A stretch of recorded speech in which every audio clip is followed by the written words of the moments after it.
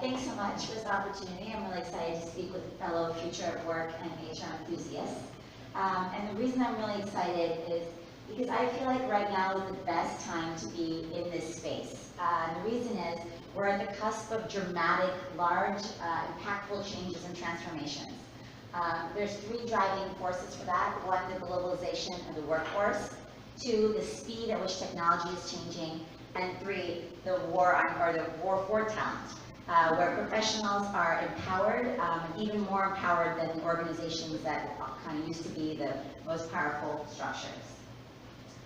So, let's see, what is Agile talent strategy and why does it matter? So Agile is a term that used to be used in software development, meaning for easy and rapid progress. But given the kind of speed that technology is moving in right now, it can be applied to all different parts of a business.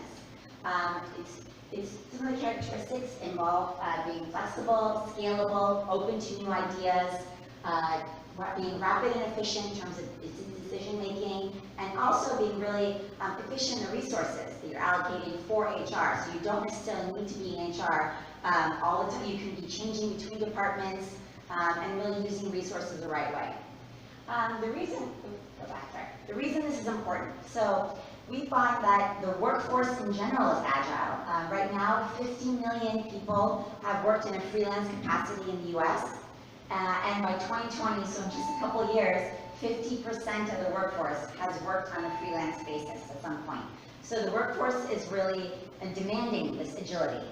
At the same time, we find that 3 times organizations where employees feel that there's an agile talent strategy in place are 3 times more likely to believe in the institution, to have be engaged and really engaged in the workforce. So, and employee engagement is really critical, and we'll touch upon that in the next couple slides.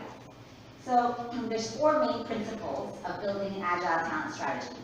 The first one is diversity, and you're not thinking about diversity of age, sex, orientation, gender, not these. We're talking about diversity in the types of labor that you're working with. So, this labor may not necessarily, to build the top talent and have the best, highest level achieving teams, you need to work with talent that's internal and also external. This could be in the form of on-demand business experts, it could be freelancers, it could be contingent labor, it could be interim managers, it could be all different sorts of labor. So you really need to make sure you're working with a diverse team. Second, of course, is data and analytics. I think anyone in HR today realizes that data is king and analytics is key to your job. And the reason I say this is really because it's the ultimate enabler. We know that these jobs are going to be displaced or automated going forward, but the key to be able to really make informed decisions about how we will interact with technology is to have the data in our hands. So it'll enable us to make informed decisions and be in more control about how we're interacting with technology going forward.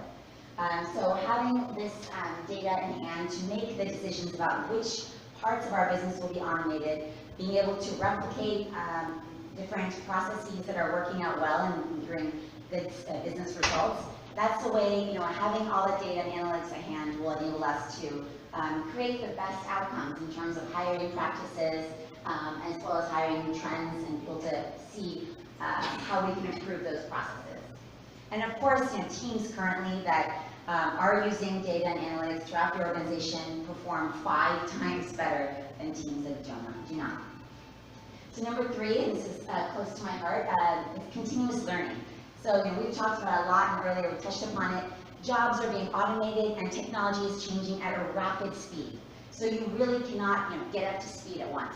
You constantly need to be getting up to speed. So it's not really a matter of learning on the side. It's being learned. Learning is a part of your job. It's inside your job. It's a part of it. You're constantly, some of the ways you can do this is by having just-in-time or on-demand learning, e-learning obviously, but also micro-learning, so learning in small chunks instead of sitting down for hours on end. 8 minutes is a great time period for that. Gamification, these are all different ways. And one other thing I want to emphasize here too is, we talk about technical skills, definitely very important, But even more important are soft skills.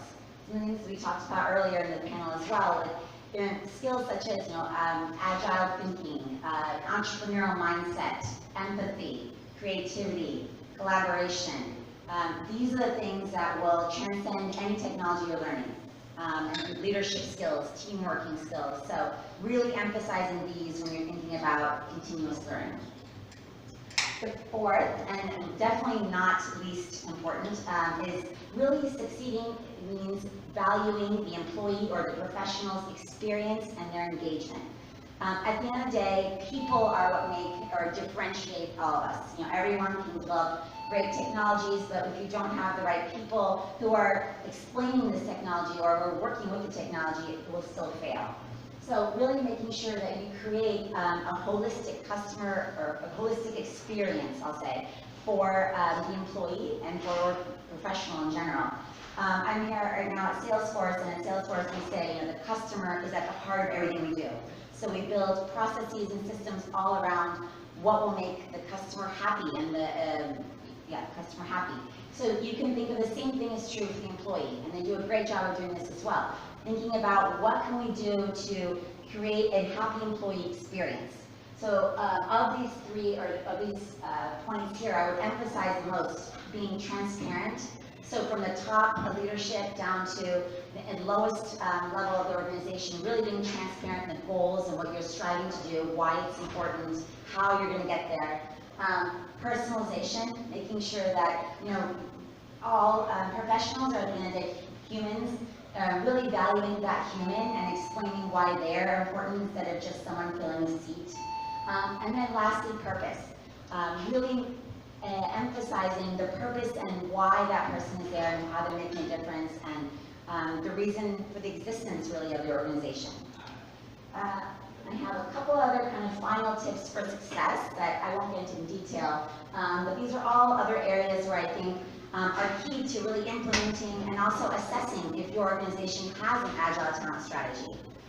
So one thing I want to talk about here is treating the blended workforce equally. So we're all diverse. We all come from different work backgrounds and professional experiences, and treating your consultant or you're treating your contingent worker, your interim manager the same, giving them the same onboarding practices are important. Developing agility metrics and making those really a part of your performance metrics and part of your promotion criteria is really critical. And of course, effective commitment and accountability, making sure that from the top executive level all the way down to, again, lowest level, whoever at your organization, that they're on the same page and that they feel accountable for the making sure that the talent strategy is agile. So, thank you very much.